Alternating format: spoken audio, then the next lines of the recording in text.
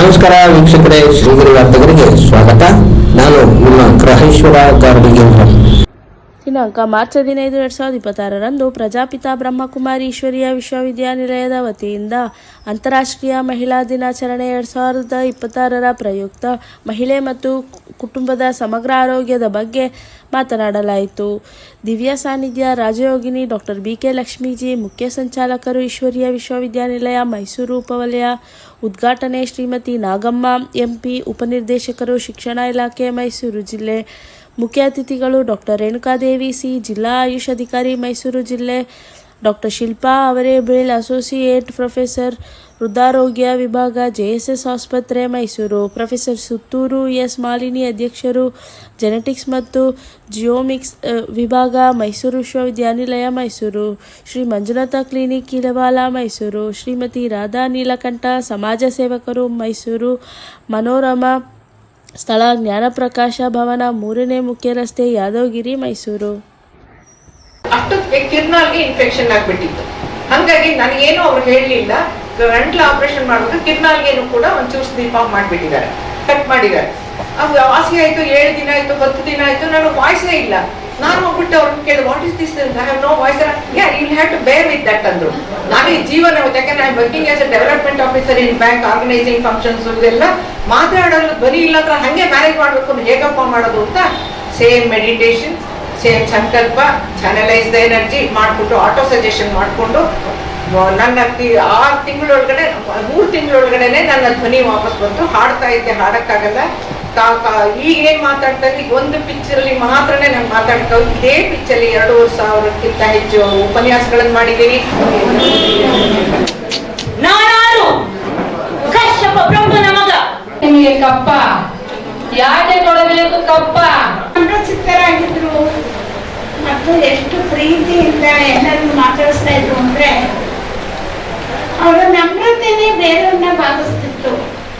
ಅವರ ಪ್ರೀತಿನೇ ಎಲ್ಲರನ್ನು ಸಂತೈಸ್ತಿತ್ತು. ನನ್ಗೆ ಅನೇಕ ಸಲ ಅನುಭವ ಇದೆ. ದೊಡ್ಡ ದೊಡ್ಡ ವ್ಯಕ್ತಿಗಳನ್ನ ಕರ್ಕೊಂಡು ಹೋಗಿದ್ವಿ.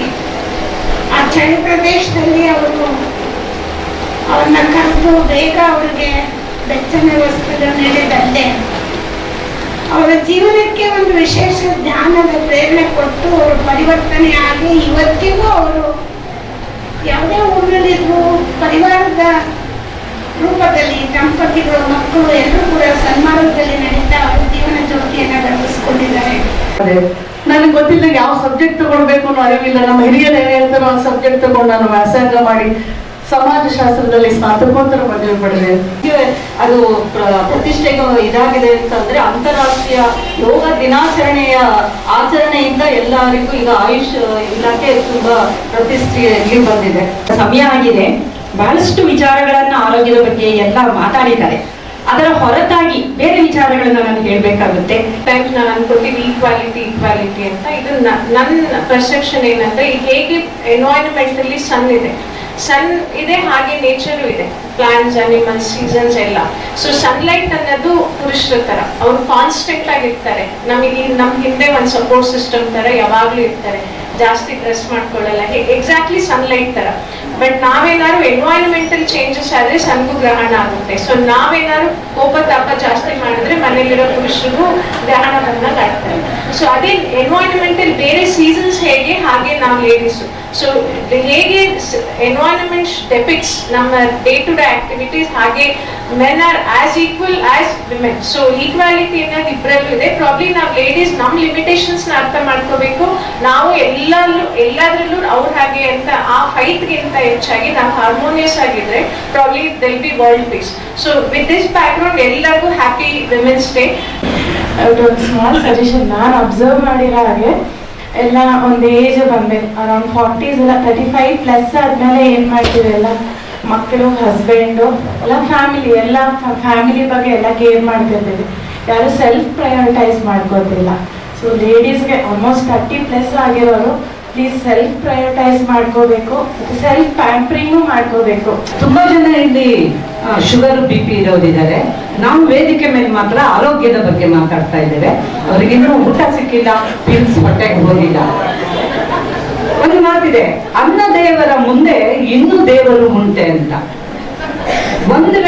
ಅನ್ನದೇವರು ಬರುವುದು ನಿಧಾನವಾಗ್ಬಿಟ್ರೆ ನಿದ್ರಾ ದೇವತೆ ಆವರಿಸ್ಕೊಂಡ್ಬಿಡ್ತಾರೆ.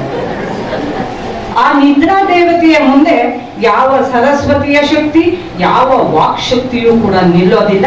ಹಾಗಾಗಿ ಈ ನಿದ್ರಾ ದೇವತೆ ಈ ಸಭಾಂಗಣಕ್ಕೆ ಬರುವ ಮೊದಲು ನಾನು ಒಂದೆರಡು ಮಾತು, ನಾನು ಮಾತಾಡೋ ಅವಶ್ಯಕತೆನೇ ಇಲ್ಲ ಅನ್ಕೋತೀನಿ. ಯಾಕೆಂದ್ರೆ ಸಾಕಷ್ಟು ವಿದ್ಯಾರ್ಥಿಗಳು ಮಾತಾಡಿದ್ದಾರೆ. ಮತ್ತೆ ಮುಂದಿನ ವಾರ್ತೆಗರಿಯಲ್ಲಿ ಭೇಟಿಯಾಗೋಣ. ಶ್ರೀಗರಿ, ನಿಮ್ಮ ಮನದಾಳದ ಗರಿ. ನಮಸ್ಕಾರ. ಶ್ರೀಗರಿ, ನಿಮ್ಮ ಮನದಾಳದ ಗರಿ. ಶ್ರೀಗರಿ, ನಿಮ್ಮ ಭಾವನೆಗಳ ಗರಿ. ಶ್ರೀಗರಿ, ನಾಡಿನ ಹೆಮ್ಮೆಯ ಗರಿ. ಮನೆ ಮನಗಳ ಗರಿದು ಶ್ರೀಗರಿ, ತನು ಮನ ಧನಗಳ ಗರಿದು ಶ್ರೀಗರಿ, ವಿಶ್ವದ ದೇಶದ ನಾಡಿನ ಗರಿದು ಶ್ರೀಗರಿ. ಶ್ರೀಗರಿ ಶ್ರೀಗರಿ ಶ್ರೀಗರಿ ಶ್ರೀಗರಿ ಶ್ರೀಗರಿ, ನಿಮ್ಮ ಮನದಾಳದ ಗರಿ.